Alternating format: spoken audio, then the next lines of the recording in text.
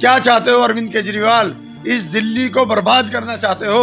और कितनी बर्बाद करोगे यार? आप भी हिंदू मुस्लिम की राजनीति करने लगे, जो दिल्ली में पिछले 10-12 साल से सरकार चला रहे हैं। आपको इतनी तमीज नहीं है कि हम मुजरिमों को टिकट कैसे दे दें? तो मुजरिम अब बर्दाश्त नहीं होगा, कुछ भी हो। उन्होंने अपने 5 फिक्स कर रखे हैं, 5 ही मुसलमानों को टिकट देनी है। वो 5 के 5 मुसलमान कौन है? वो वही हैं, कभी इधर उछल गए, कभी उधर उछल गए। आप तो मुझसे 5 की हिस्ट्री जान लो, मैं आपको 5 के बारे में बता दूंगा कि कौन कहाँ पर था और अब कहाँ चला गया। इस वक्त मैं सीलमपुर विधानसभा से कांग्रेस से पलटी मारकर आम आदमी पार्टी में चले गया एक मुसलमान, इसमें तो कोई दो राय नहीं है। थोड़े दिन पहले बल्ली महाराज से मटिया महल सीट से किसी दिगर पार्टी से यानी कांग्रेस से ही पलटी मारकर चला गया एक मुसलमान आम आदमी पार्टी में ही। उसके बाद में आज के दौर में मुस्तफाबाद विधानसभा से किसी कांग्रेस पार्टी से ही पलटी मारकर चला गया एक मुसलमान अरविंद केजरीवाल के पास।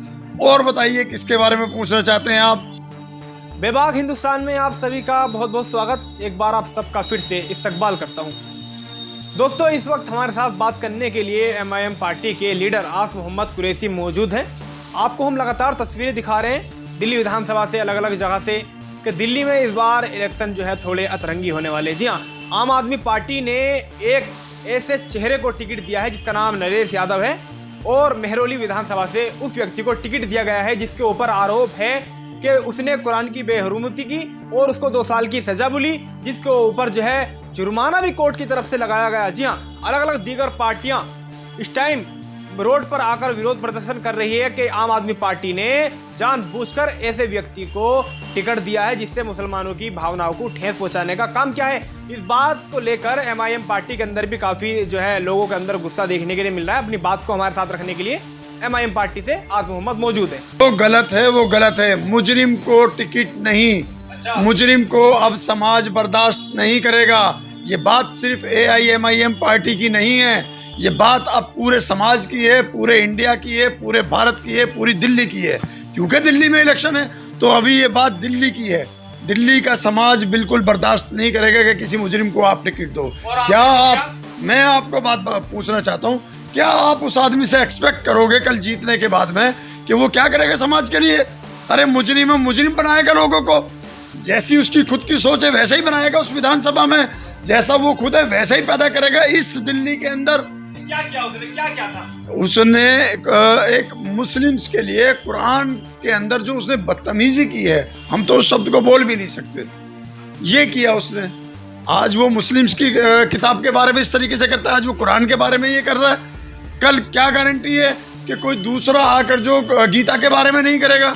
कल क्या गारंटी है कि कोई दूसरा आकर बाइबल के बारे में नहीं करेगा?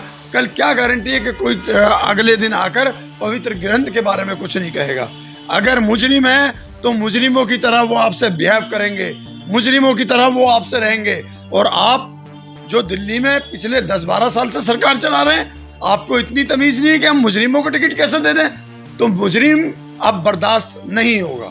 अरे मुजरिम तो ये भी है जो आरोपी वो हो गए ताहिर हुसैन, जिनको आपकी पार्टी ने टिकट दिया है। आप मुस्कुरा रहे हैं। ताहिर हुसैन मुजरिम नहीं है, कन्विक्ट हुआ क्या ताहिर हुसैन? आप आरोपी तो रहे दंगों में। आरोप तो मुझ पर लगा दो, आप अभी जेल भेज दो मुझे आरोप लगाकर।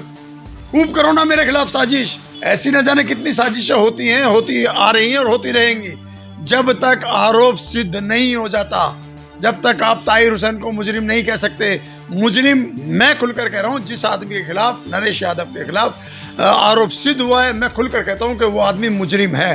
अच्छा जी। और अभी कोर्ट में मामला है, अगर वो इल्जाम सिद्ध हो गए तो? अगर ताहिर हुसैन जीत गए, और अगर नहीं बल्कि ताहिर हुसैन जीतेंगे, अगर उन जीतने के बाद में ताहिर हुसैन के खिलाफ वो मुजरिम बनते हैं, उनके वो कन्विक्ट हो जाते हैं, तो वो पहला आस मोहम्मद कुरैशी खड़ा होगा जो ताहिर हुसैन से भी इस्तीफा मांग लेगा। अच्छा जी। आप सुनने में आ रहा कि ओखला विधानसभा में भी जो है कैसे ही चेहरे को चुनने जा रहे हैं? तो आप इल्जाम लगा रहे हैं दूसरी दीगर पार्टियों पे और आप खुद जो है कि ऐसे चेहरों को चुन रहे हैं जो आरोपी हैं जिन पे ये लगाया गया है। आप मुझे बताइए किसको चुन रहे हैं? चलिए मैं आप ही की बात का जवाब दे दूंगा। नहीं, आप तो मुस्कुरा रहे हैं। हाँ बिल्कुल मुस्कुराऊंगा, आप मुझे बताएं तो सही किसको चुन रहे हैं, अभी तो मेरे पास भी खबर नहीं है। अभी सूत्रों के हवाले से जैसा मैं पता चला है कि एमआईएम पार्टी ये सोच रही है कि उमर खालिद को जो है उम्मीदवार उतारा जाए ओखला विधानसभा से, और ऐसे व्यक्ति को जो यूएपीए की तहत जो है जेल में अभी तक बंद है, आपने यहाँ से मुश्ताबाद विधानसभा से ताहिर हुसैन को चुन लिया और अब ओखला से सोच रहे हैं कि आप उमर खालिद के लिए, तो क्या आप तो खुद आरोपियों को टिकट दे रहे हैं? पहली बात तो ये है कि उमर खालिद को भी हमने टिकट दी नहीं है। अच्छा। अभी उनकी तरफ से एक प्रपोजल आया है, हमें हमारी तरफ से भी टिकट हुई नहीं है। दूसरी बात मैं पूछता हूँ, आप उमर खालिद पर सवाल पूछ सकते हैं, आप कन्हैया कुमार पर सवाल क्यों नहीं पूछते?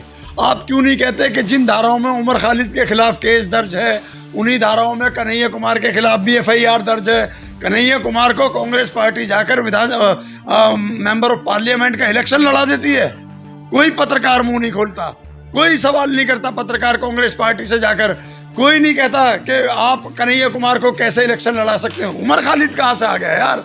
अभी हमने टिकट दी भी नहीं है, पहले से आप हमसे सवाल करने लगे। कन्हैया कुमार पर सवाल करिए, कन्हैया कुमार उसके बाद में हम समझेंगे ना। तो आप इल्जाम लगा रहे हो ना, आप कह रहे हो कि आम आदमी पार्टी को आप बता रहे हो कि नरेश यादव को टिकट दे दिया। इल्जाम नहीं, सिद्ध हुआ है। अच्छा। उसके ऊपर आरोप सिद्ध है, 2 साल की जेल का आरोप उसके ऊपर सिद्ध है, 2 साल की सजा नरेश यादव को हुई है या नहीं हुई? आप मुझे बता दीजिए। 11,000 रुपए का जुर्माना उसके ऊपर हुआ या नहीं हुआ?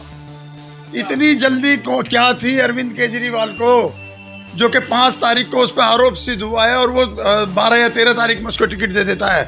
क्या चाहते हो अरविंद केजरीवाल? इस दिल्ली को बर्बाद करना चाहते हो? और कितनी बर्बाद करोगे यार? आप भी हिंदू मुस्लिम की राजनीति करने लगे। आप जिस वक्त आए थे, आप हिंदू मुस्लिम की राजनीति से आपने मना किया था, आपने कहा था मैं किसी धार्मिक राजनीति को नहीं करूंगा। कैसे करोगे? मुसलमानों के गर्दन पे पैर रखकर आप आगे बढ़ना चाहते हो? और मुसलमानों के ही क्यों, किसी भी धर्म के गर्दन पे आप पैर रखकर आगे बढ़ना चाहते हो? कब तक करोगे ये आप घटिया राजनीति? घटिया राजनीति अरविंद केजरीवाल जी बर्दाश्त नहीं करेंगे। अब कान खोल के सुन लीजिए, क्या तो इसका टिकट आप वापस कर लीजिए, तमाम देश के लोगों से, तमाम दिल्ली के लोगों से आप माफ़ी मांग लीजिए, वरना इस इलेक्शन में आप खामियाजा भुगतने के लिए तैयार हो जाएंगे अपनी हार का।